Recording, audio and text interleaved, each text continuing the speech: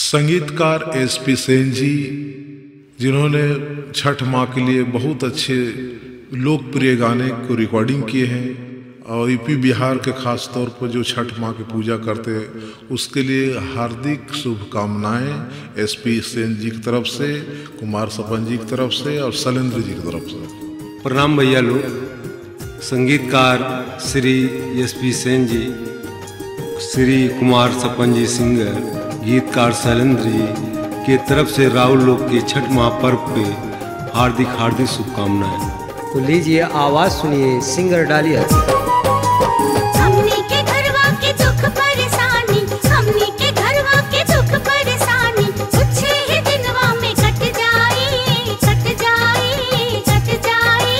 काला तो सैया छठी के परब कर दी है कृपा छठी माई, काला तो सैया छठी के परब। पतिया तो हरी रानी हम्मा नतानी, पतिया तो हरी रानी हम्मा नतानी, आबे के कर तैयारी हो, तैयारी हो, तैयारी हो। छठी माई के हम देहब अरगिया, हिम्मत हमारे नहारी हो। छठी माई के हम देहब अरगिया।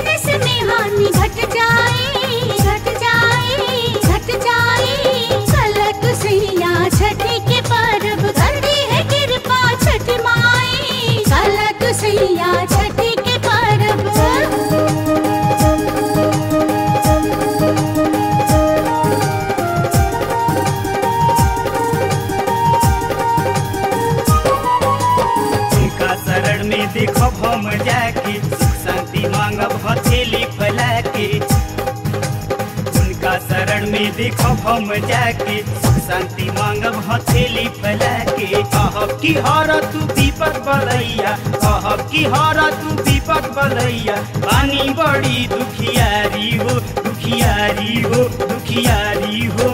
छठी माई के हम देहब अरगिया, हिम्मत हमारे नहारी हो। छठी माई के हम देहब अरगिया।